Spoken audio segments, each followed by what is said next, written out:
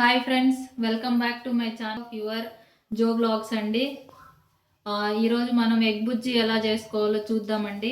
ముందుగా కావాల్సిన ఐటమ్స్ చూసేద్దామండి. ఎగ్స్ నేను ఇక్కడ ఒక 6 ఎగ్స్ తీసుకున్నానండి. సన్నగా తరుక్కున్నటువంటి ఆనియన్స్, పోపు, పసుపు, ఉప్పు, ధనియాల పొడి, కారం, కరివేపాకు, సన్నగా తరుక్కున్నటువంటి 2 పచ్చిమిర్చి, కొత్తిమీర, వెల్లుల్లి పొట్టు తీసుకొని దంచుకున్నటువంటి వెల్లుల్లి కచ్చాపచ్చాగా, ప్లస్ అలానే ఆయిల్ అండి.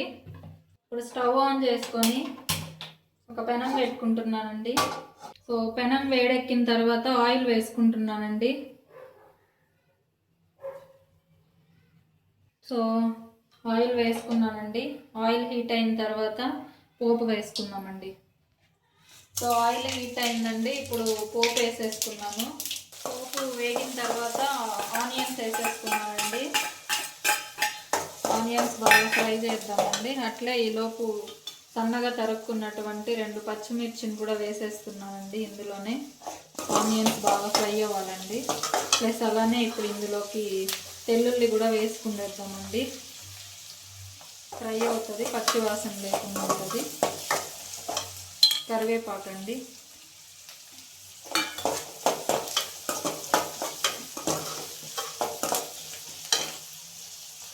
పసుపు అండి, సాల్ట్ వేసేసుకుందామండి. సో బాగా ఫ్రై చేద్దామండి. ఆనియన్స్ కొంచెం ఫ్రై అయిన తర్వాత ఎగ్స్ కొట్టి పోసుకుందామండి. సో ఇక్కడ ఎగ్స్ కొట్టి ఇందులో వేసుకుంటున్నానండి. ఎగ్స్ అన్నీ కొట్టి పోసేసుకున్నామండి. ఇప్పుడు కొంచెం ఫ్రై అయిన తర్వాత కలుపుకుంటూ ఉందామండి, మాడిపోకుండా. సో ఇప్పుడు హై ఫ్లేమ్లో పెట్టుకోండి మంట.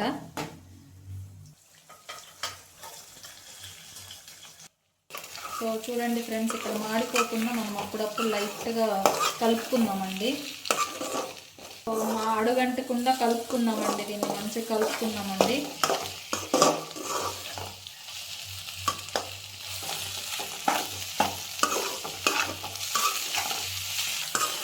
సో చూడండి ఫ్రెండ్స్, ఇక్కడ మనకు ఫ్రై అవుతున్నాయి కదా. ఇప్పుడు కొంచెం లైట్ సిమ్లో పెట్టుకుంటున్నామండి. సిమ్లో పెట్టుకొని ఫ్రై చేసుకున్నాం. ఇప్పుడు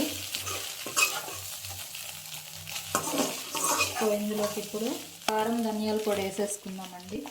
బాగుపడుతుంది. నేను సిమ్లో పెట్టేసుకున్నానండి, లేకుంటే మాడిపోతుంది.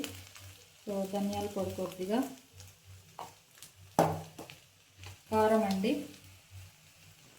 నేను పచ్చిమిర్చి ఒక 2 వేసానండి, అందుకే కారం వేసుకుంటున్నాను.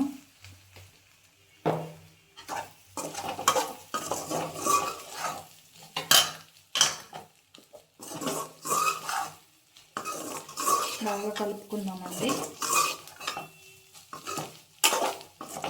సో చూడండి ఫ్రెండ్స్, కారం, ధనియాల పొడి వేసుకున్న తర్వాత బాగా కలుపుకోండి. ఇలా సాల్ట్ ఏమన్నా చాలుకుంటే వేసుకోండి. సిమ్లోనే పెట్టుకొని వేయించుకోండి ఒక 5 మినిట్స్ వరకు. మంచిగా పచ్చి వాసన అనేది అస్సలు ఉండదండి. సో చూడండి ఫ్రెండ్స్, ఇక్కడ బాగా వేగింది. ఇప్పుడు లైట్గా కొత్తిమీర అండి. మీకు కావాలంటే వేసుకోండి, లేదంటే లేదండి. మా ఫ్రెండ్స్ వచ్చారండి, సో వాళ్ళు కొత్తిమీర ఇష్టపడతారు, అందుకే వేస్తున్నానండి. సో చూడండి ఫ్రెండ్స్, ఇది బాగా ఫ్రై అయిపోయింది. కొత్తిమీర కూడా వేసుకున్నాను కాబట్టి. సో ఇంకా స్టవ్ ఆఫ్ చేసేసుకుందాము. సో చాలా టేస్ట్ బాగుంటుందండి. ట్రై చేయండి మీరు కూడా. ఇది వేడి వేడి అన్నంలోకి కానీ లేకుంటే పప్పులోకి కానీ చాలా బాగుంటుందండి. అలాగే చపాతీలోకి కూడా సూపర్గా ఉంటుందండి. ట్రై చేయండి. సో ట్రై చేసి టేస్ట్ ఎలా ఉందో చెప్పండి. అలాగే మన ఛానల్ని సబ్స్క్రైబ్ చేసి, లైక్ చేసి, షేర్ చేసి, కమెంట్ చేయండి. Thank you all.